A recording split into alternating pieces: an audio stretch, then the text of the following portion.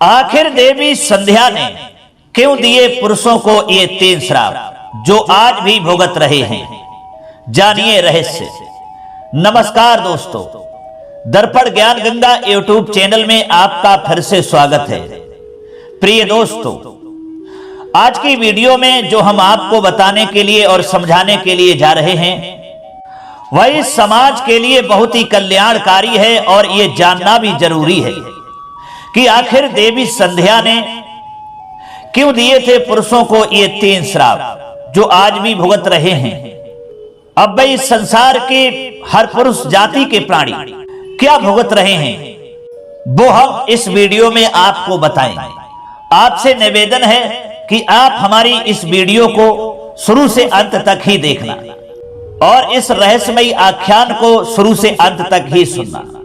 और आपने अभी तक चैनल भी सब्सक्राइब नहीं किया हो तो मित्रों हमारे चैनल को भी सब्सक्राइब जरूर कर लेना, बेल आइकन घंटी को भी अवश्य दबा देना, क्योंकि आपका एक सब्सक्राइब करना हमारे लिए बहुत महत्व रखता है।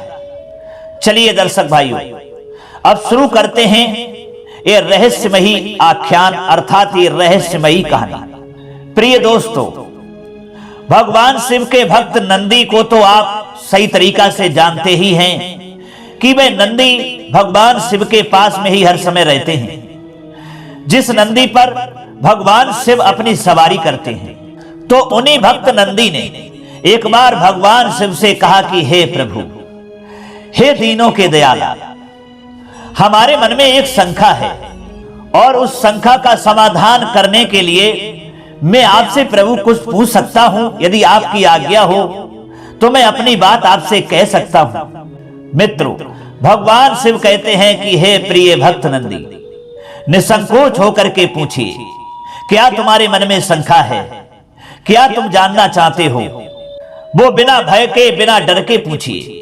तब नंदी कहते हैं कि हे प्रभु, जिस तरीका से भगवान हर विष्णु अपने भक्तों में समान दृष्टि समान भाव रखते हैं, उसी तरीका से प्रभु आप भी अपने भक्तों में समान दृष्टि और समान भाव से उनको देखते हैं। जिस तरीका से भगवान हर विष्णु के भक्त जो भी अपने मन में वो सोचते हैं, तो भगवान हर विष्णु अपने भक्तों के मन की बात को जान लेते हैं कि हमारा भक्त क्या सोच रहा है, हमारा भक्त क्या चाह रहा है, और वही भगवान हर विष्णु अपने भक्त के लिए कर देते हैं।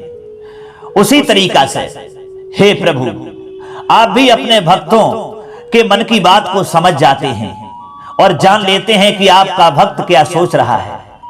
और आपसे मैं क्या पूछूं?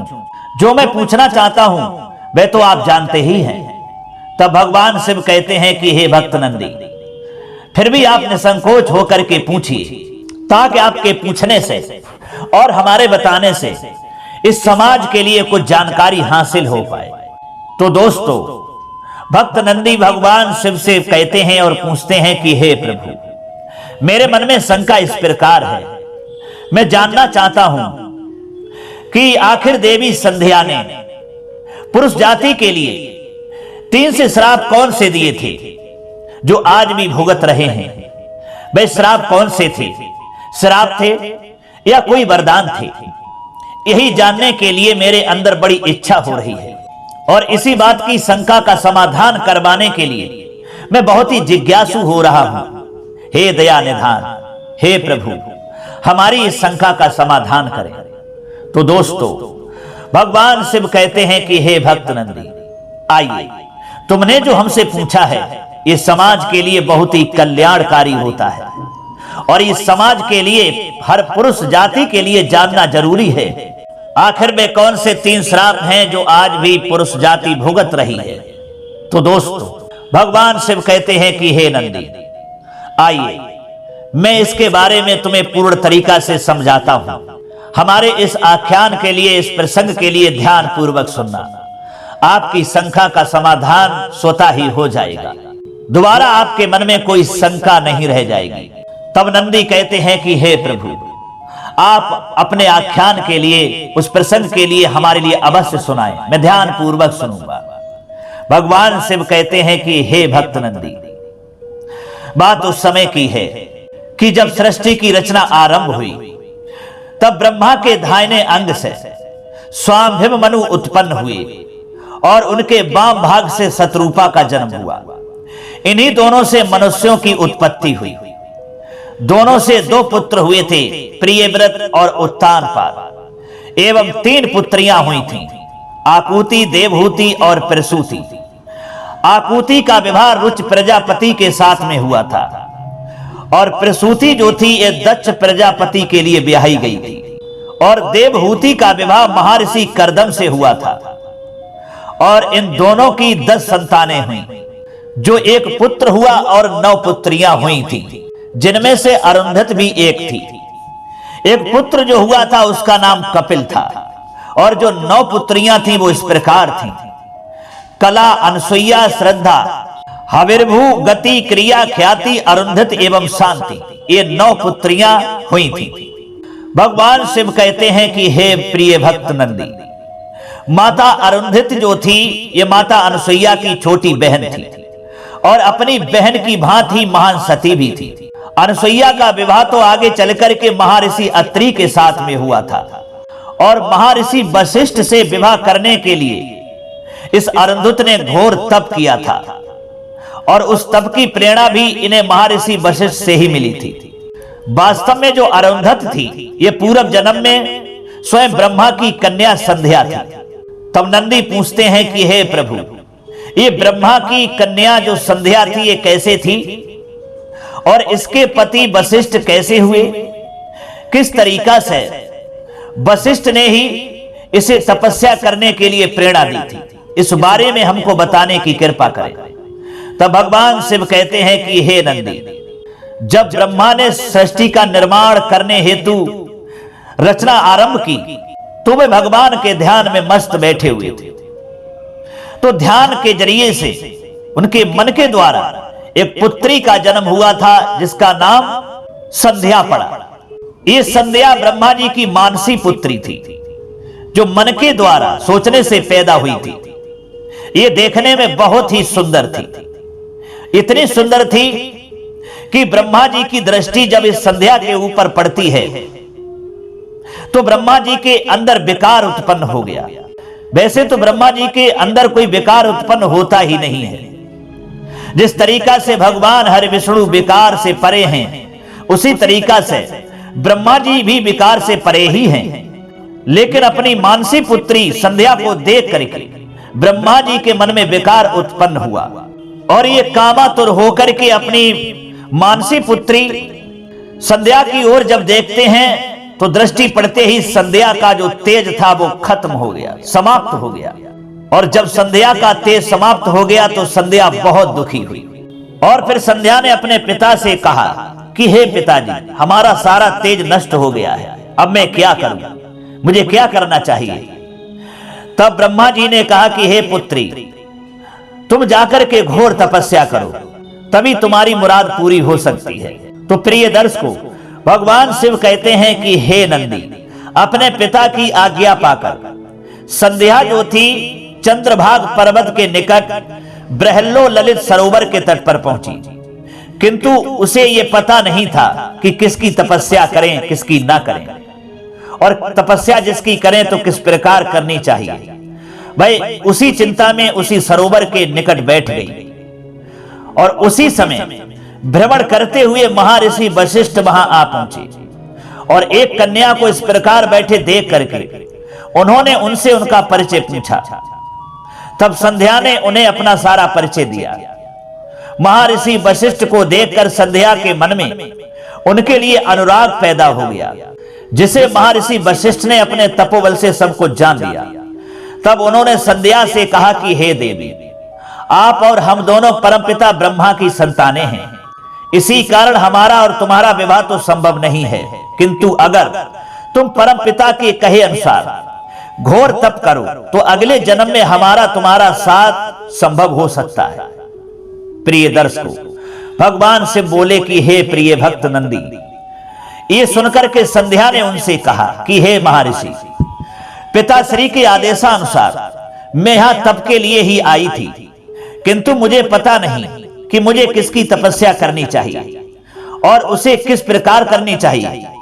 अतः आपको गुरु मानकर मैं आपसे ही उसका उपाय पूछती हूं। कृपया आप मेरा मार्गदर्शन कराइए कि मैं किसकी और किस प्रकार उसकी तपस्या करूं, उसी से मेरे उद्विग्न मन को शांति मिलेगी। दोस्तों, भगवान शिव कहते हैं कि हे नंदी, तब महर्षि वशिष्ठ ने कहा, हे भद्रे, जो इस संसार के मूल कारण हैं, उन्हीं भगवान विष्णु की तुम तपस्या करो, उनसे तुम्हें मन चाहे वर की प्राप्ति होगी। तब के पहले 6 दिनों तक भोजन मत करना, सिर्फ तीसरे और छठे दिन रात्रि को कुछ पत्ते खाकर जल पी लेना, उसके बाद जल का भी त्याग कर देना। तुम्हारी ऐसी तपस्या से भगवान श्री हरि विष्णु अवश्य प्रसन्न होंगे और तुम ओम नमो भगवते वासुदेवाय मंत्र का जाप करना, इसी से तुम्हारी ये इच्छा पूरी हो जाएगी।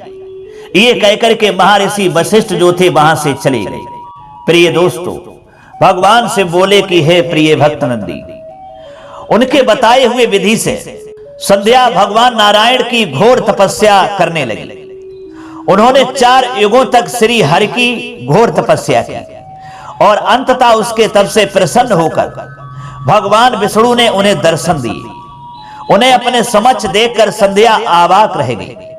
उसमें उतनी भी शक्ति नहीं बची थी कि वो खड़े होकर उन्हें प्रणाम कर पाती। उसकी ऐसी भक्ति को देख करके नारायण ने उसे स्वस्थ कर दिया और पूछा कि वो किस कारण ऐसी घोर तपस्या कर रही है। तब संध्या ने अपना सारा रहस्य बताया। भगवान विष्णु कहते हैं कि हे संध्या, मैं तुम्हारी तपस्या से बहुत ही प्रसन्न हूं, अब तुम हमसे वरदान मांग लो। दोस्तों, भगवान शिव कहते हैं कि हे नंदी, तब संध्या ने उनसे 3 वर मांगे और कहा कि हे प्रभु, यदि हमें वरदान देना चाहते हैं तो हमें 3 वरदान दो। भगवान नारायण कहते हैं कि मांगिए, निसंकोच होकर के संध्या मांगिए, क्या मांगना चाहती हो। तब संध्या कहती है कि हे प्रभु, हमारा पहला वरदान यह है कि किसी भी जीव में जन्म लेते ही काम की भावना ना हो, काम की भावना कभी भी उसमें जागृत ना हो। यह मेरा पहला वरदान है। भगवान विष्णु ने कहा तथास्तु, ऐसा ही होगा। दूसरा मांगिए। तब संध्या ने कहा कि प्रभु, दूसरा वरदान हमारा यह है कि मैंने जिनकी कामना की है, मन क्रम वचन से जिसका ध्यान मैंने अपने हृदय में रखा है, जिसको चाहा है, वो ही मुझे पति के रूप में प्राप्त हो और मेरा पतिव्रत अखंड रहे, मेरा पतिव्रत धर्म कभी खंडित ना हो। तथास्तु कहकर के भगवान विष्णु ने यह भी वरदान दे दिया। उसके बाद में कहा कि हे संध्या, अब आखिरी तीसरा वरदान मांगो। तब संध्या बोली कि हे प्रभु, मेरा तीसरा वरदान इस प्रकार है कि मेरे पति के अतिरिक्त और कहीं भी मेरी सकाम दृष्टि ना हो और उनके अतिरिक्त जो कोई भी मुझे सकाम भाव से देखे तो वह तत्काल नपुंसक हो जाए, यानी नामर्द हो जाए। तथा अस्तु कहकर के ये 3 वरदान जो थे भगवान नारायण ने संध्या को दे दिए। दोस्तों, इन्हीं 3 वरदानों के अनुसार जो पहला वरदान था कि किसी भी जीव में जन्म लेते ही काम की भावना ना हो, तो यही वरदान एक पुरुष जाति के लिए, हर प्राणियों में संसार में पुरुष जाति के लिए एक श्राप बन गया। प्रिय दोस्तों, भगवान शिव कहते हैं कि हे नंदी, तब श्री हरि ने प्रसन्न होकर के कहा कि पुत्री, तुमने उचित वरदान मांगे हैं, मैंने तुम्हारी इच्छा के अनुसार 3 वरदान तुम्हें प्रदान किए और मैं तुम्हें फिर वर देता हूं कि अगले जन्म में तुम्हारी इच्छा के अनुसार तुम्हें पति प्राप्त होगा और तुम दोनों कल्प के अंत तक जीवित रहोगे। कोई अन्य पुरुष अगर तुम पर काम दृष्टि डालेगा तो वह तत्काल नपुंसक हो जाएगा। आज के पश्चात किसी भी जीव में जन्म लेते ही काम भावना जागृत नहीं होगी। मनुष्य की 4 अवस्थाओं में, बाल्य, कौमारी, यौवन एवं वृद्धावस्था में से अन्य 3 में तो काम भावना जागृत हो पाएगी, किंतु बाल अवस्था में नहीं। अब तुम जाओ और चंद्रभाग पर्वत के निकट महर्षि मेधातिथि 12 वर्षों से यज्ञ कर रहे हैं, जो आज समाप्त होने वाला है। उसी यज्ञ की अग्नि में तुम अपने शरीर का त्याग करो। मेरे आशीर्वाद से तुम अग्नि की कन्या बन जाओगी और कोई तुम्हें देख नहीं पाएगा। ये कहकर के दोस्तों, भगवान से बोले कि हे नंदी, श्री हरि ने अपने चरणों से संध्या को स्पर्श किया, जिससे वो यज्ञ के हविष्य के रूप में बदल गई और वे अदृश्य हो गई। उसके बाद श्री हरि वहां से अंतर्ध्यान हो गए। मित्रों, भगवान शिव कहते हैं कि हे नंदी, भगवान विष्णु की कृपा से अदृश्य होकर के संध्या महर्षि मेधातिथि के यज्ञ में गई और वहां महर्षि वशिष्ठ को पति रूप में पाने की कामना लेकर के उसने यज्ञ कुंड में अपना शरीर समर्पित कर दिया। उस अग्नि में भस्म होने के बाद उत्पन्न उनकी पवित्र ऊर्जा को स्वयं अग्निदेव सूर्य भगवान के पास में ले गए और सूर्य देव ने उसके दो भाग करके सृष्टि के कल्याण हेतु अपने रथ पर स्थापित किया। यही दो भाग प्रातः काल और संध्या काल कहलाए हैं। जो ये संध्या के दो भाग सूर्य देव ने कर दिए, जो ऊपर वाला सिर वाला भाग जो किया उसी के लिए प्रातः काल कहा गया और जो नीचे वाला भाग जो किया उसके लिए संध्या काल कहलाया गया। भगवान शिव कहते हैं कि हे नंदी, अगले जन्म में वही संध्या महर्षि कर्दम की पुत्री के रूप में जन्मी और उसका नाम रखा गया अरुंधति। जब वो 5 वर्ष की हुई तब स्वयं ब्रह्मदेव ने महर्षि कर्दम को यह आदेश दिया कि इस कन्या को उचित शिक्षा के लिए इसे माता सावित्री और माता बहुला के पास भेज दो, वहां जाकर के ये उचित शिक्षा प्राप्त करेगी। तब उनकी आज्ञा अनुसार महर्षि कर्दम सावित्री और बहुला से मिले और उन्हें अपनी कन्या सौंप दी और कहा कि हमारी बेटी इस अरुंधति के लिए अच्छे चरित्र की शिक्षा देने की कृपा करें। तब सावित्री और बहुला ने कहा कि आपकी बेटी जो अरुंधति है ये पहले से ही सत्य चरित्र की है, हम इसे क्या शिक्षा प्रदान करें। जवाब दिया फिर भी आप इसको अच्छी से अच्छी शिक्षा प्रदान करें। उसके बाद में कर्दम वहां से चले आते हैं। उन दोनों की देखरेख में अरुंधति ने 16 वर्ष में प्रवेश जब किया और उन्हीं के समान सर्वगुण संपन्न वह बन गई। भगवान शिव कहते हैं कि हे प्रिय भक्त नंदी, एक दिन वो मानस पर्वत पर भ्रमण कर रही थी जहां उन्होंने महर्षि वशिष्ठ को देखा। उन्हें देख करके उसे अपने पूर्व जन्म की बात स्मरण हो आई और उसने वशिष्ठ को मन ही मन अपना पति मान लिया। जब माता सावित्री को इस बात का पता चला तो उन्होंने अरुंधति को पुनः महर्षि कर्दम को सौंप दिया और उनका विवाह महर्षि वशिष्ठ से करने का सुझाव दिया। फिर बाद में उनका विवाह महर्षि वशिष्ठ से हुआ और दोनों सुख पूर्वक अपने आश्रम में रहने लगे। इन दोनों का स्थान सप्त ऋषि तारा मंडल में बताया गया है।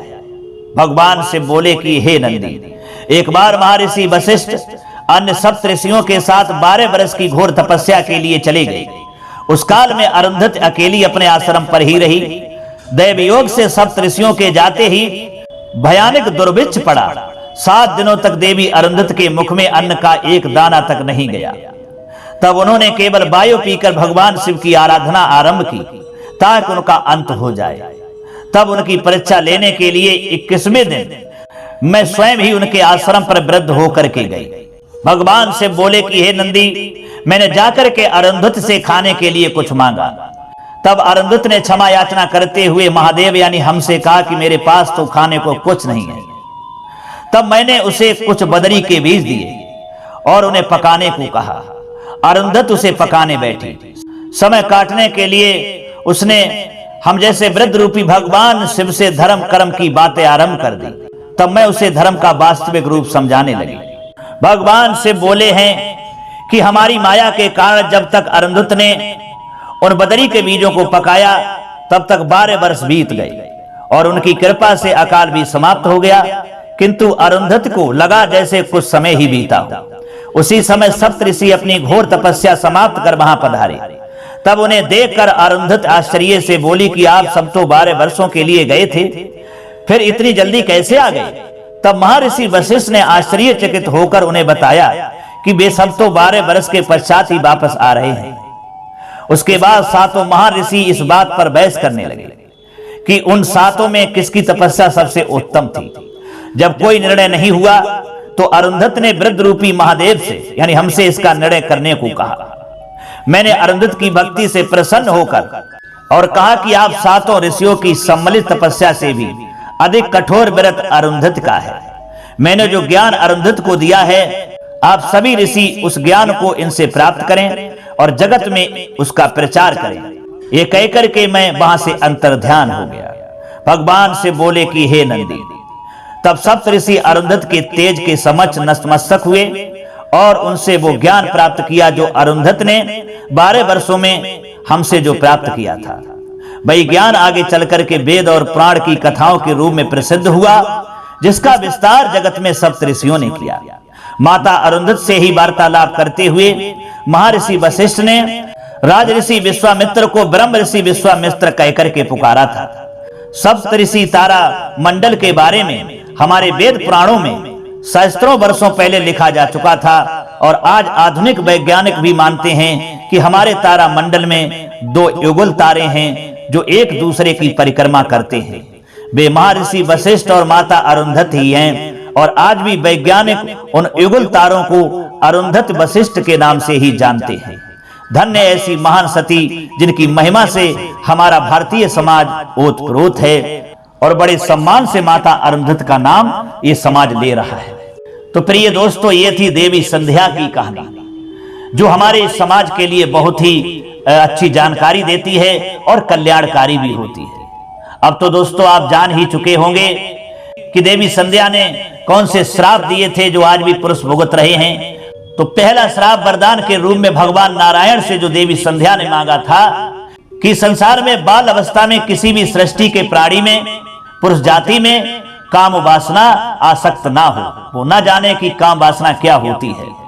तो दोस्तों वही वरदान आज इस संसार में प्रत्येक प्राणियों में हर पुरुष जाति के लिए एक श्राप बन गया है, जो आज भी प्रत्येक पुरुष ये भुगत रहे हैं।